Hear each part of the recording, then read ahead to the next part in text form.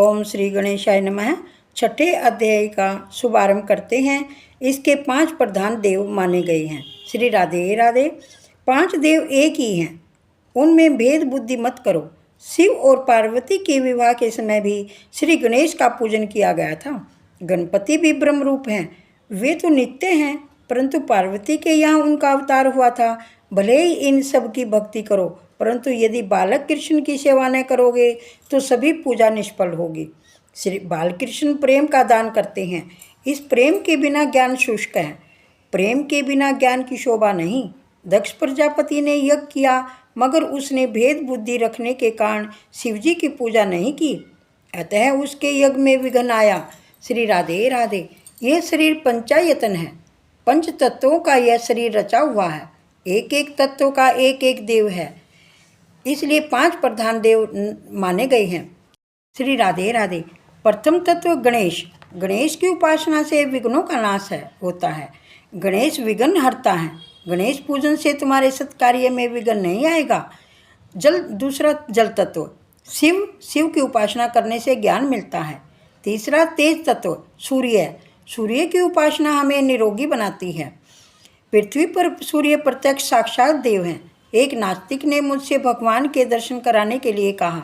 मैंने सूर्य की ओर इंगित करके कहा, यही साक्षात परमात्मा है, जो प्रतिदिन कम से कम 12 सूर्य नमस्कार करो। श्री राधे राधे। वायु तत्व माता पार्वती की उपासना धन देती है। आकाश तत्व विष्णु। विष्णु की उपासना प्रेम देती है और प्रेम बढ़ाती भी है। सूर्य की पूजा से तुम्हें अच्छा आरोग्य मिलेगा। शिवजी की पूजा से तुम्हें ज्ञान लाभ होगा। पार्वती की पूजा से संपत्ति होने पर भी संपत्ति प्राप्त होगी। बुद्धि शरीर संपत्ति होने पर भी श्री कृष्ण की सेवा न करोगे तो बात नहीं बनेगी। श्री कृष्ण प्रेमदाता हैं। द्वारकाधीश की सेवा स्मरण में तन्मय होने के बाद यदि प्रजापति दक्ष ने शिवजी की पूजा छोड़ दी होती तो कोई हर्ज नहीं था, किंतु उसके दिल में वैर भाव था। उसने कुभाव से यज्ञ किया, अतः वह यज्ञ पाप रूप हुआ। जीव ही दक्ष है, सतगुरु शिवजी हैं। शरीर को सादगी में रखो। शरीर एक मुट्ठी भर भस्म है, अतः इसका अनावश्यक श्रृंगार लालन छोड़ दो। यही है शिवजी का उपदेश, इसलिए तो वे अपने शरीर पर भस्म लगाते हैं। श्री राधे राधे। शरीर का श्रृंगार छोड़ दो। मानव जीवन तपश्चर्या के लिए है। जो तप नहीं करता उसका पतन ही होता है।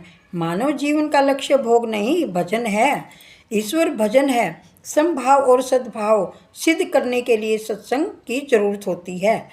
श्री राधे राधे। समभाव तब सिद्ध होता है जब हरेक जड़ चेतन की ओर ईश्वर की भावना जागे। मानव अवतार परमात्मा की आराधना और तप करने के लिए है। पशु भी भोगों का उपभोग करते हैं।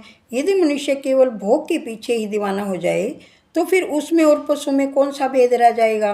प्रभु ने मनुष्य को बुद्धि दी है, ज्ञान दिया है, पशु को कुछ नहीं दिया। आने वाले कल की चिंता मानव कर सकता है, पशु नहीं कर सकता। न तो देव तप करते हैं और न ही पशु तप करते हैं।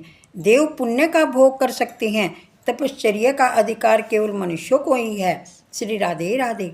मनुष्य विवेक पूर्व भोग का भी उपभोग कर सकता है और मनुष्य जीवन विविध प्रकार के तप करने के लिए है। तप के कई प्रकार हैं। कष्ट सहते हुए सत्कर्म करना तप है। उपासना भी तप है। पूर्णिमा अमावस्या के दिन पवित्र माने गए हैं, उन दिनों अनशन करना चाहिए। परोपकार में शरीर को लीन करना भी तप है। गीता जी में तप की व्याख्या करते हुए कहा है, भाव शुद्धि बड़ा तप है। सभी में ईश्वर का भाव रखना भी तप है। सभी में ईश्वर विराजित हैं, ऐसा अनुभव करना महातप है। अर्थात अंतःकरण की पवित्रता से हृदय में सदा सर्वदा शांति और प्रसन्नता रहेगी। प्रिय और सत्य बोलना वाणी का भी तप है। पवित्रता, सरलता, ब्रह्मचर्य, अहिंसा, शरीर संबंधी सब तप हैं। श्री राधे राधे। सभी के प्रति समभाव और सद्भाव रखने वाले के मन में कभी काम प्रवेश नहीं कर सकता। विकार और वासना को नष्ट करने का यही श्रेष्ठ उपाय है। जो सभी को सद्भाव रखे, सभी में ईश्वर के अंश का अनुभव करे तो वह सफल होता है। श्री राधे राधे। प्रजापति दक्ष ने यज्ञ में शुद्ध भाव समभाव न रखा, अतः उसे दुख सहन करना पड़ा। श्री राधे राधे। उसका यज्ञ से कल्याण न हो पाया क्योंकि उसने शिव जी के प्रति कूप भाव रखा। दक्ष ने यज्ञ करते हुए भी हृदय में दुर्भावना रखी थी कि शिव जी की वह पूजा नहीं करेगा। इसी कारण से यज्ञ कार्य में बाधा उपस्थित हुई। अतः किसी की भी कुभाव न रखे, तभी धर्म सफल होता है। सद्भाव रहित होने के कारण दक्ष का धर्म कार्य अधर्म कार्य में बदल गया। प्रजापति दक्ष के यज्ञ की कथा का उद्देश्य हरिहर का अभेद बतलाने का है। शिव चरित्र की यह कथा वक्ता और श्रोता के पापों को भस्मीभूत करने वाली है। अधर्म के वंशजों से सावधान रहो। श्री राधे राधे। चौथे स्कंद के 8वें अध्याय में प्रथम 5 श्लोकों में अधर्म के वंशजों का उल्लेख किया गया है। यह श्लोक महत्व है के हैं। पुण्य न कर सको तो कोई बात नहीं, किंतु पाप को कभी मत करो। अधर्म की पत्नी का नाम है मृषा देवी। मिथ्या भाषण करने का बुरा स्वभाव, उसी में से दंभ का जन्म हुआ था। लोग वैष्णव तो कहलाना चाहते हैं, किंतु सच्चा वैष्णव होने की इच्छा कोई नहीं रखता। श्री राधे राधे। दंभ का पुत्र लोभ, लोभ का पुत्र क्रोध, क्रोध की पुत्री दुर्भक्ति अर्थात कर्कश वाणी। महाभारत के युद्ध के समय और रामायण के करुण प्रसंगों के मूल में इस कर्कश वाणी में ही है। पैर फिसलने से जब दुर्योधन गिर पड़ा तो भीम ने कहा, अंधस्य पुत्र अंध है। दुर्योधन ने इन शब्दों से लज्जा और अपमान का अनुभव किया। परिणामतः महाभारत का दारुण युद्ध छिड़ गया। सीता जी ने वन में लक्ष्मण को कर्कश वाणी से भर्त्सना की तो उनको इच्छा न होते हुए भी मारीच राक्षस के छल भरे शब्दों का पीछा करना पड़ा। श्री राधे राधे। लक्ष्मण के अनुपस्थिति में रावण सीता को उठा ले गया और रामायण का आरंभ हुआ। अतः कर्कश वाणी का प्रयोग कभी मत करो। मात्र इस दुर्गुण से बच पाओगे तो भी बहुत कुछ हो सकेगा। कर्कश वाणी से कली का उत्पन्न होता है। कली कलह का रूप होता है।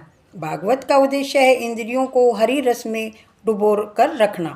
नामदेव दर्जी का, गोरा कुम्हार का, सेना नाई का काम करते थे। उन्होंने अपने अपने काम धंधों से ज्ञान पाया। व्यवहार शुद्धि के कारण उनका बेड़ा पार हो गया।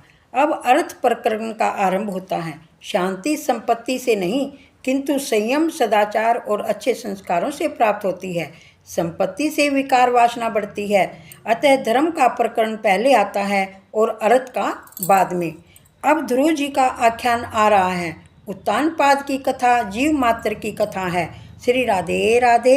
6ठा अध्याय संपूर्ण हुआ। सबको राधे राधे। मन धीर धरो घबराओ नहीं, घनश्याम मिलेंगे कभी ना कभी। वो दिन में मिले, हफ्तों में मिले, वो दिन में मिले, हफ्तों में मिले, बरसों में मिलेंगे कभी ना कभी। मन धीर धरो घबराओ नहीं, घनश्याम मिलेंगे कभी ना कभी। श्री राधे राधे सबको।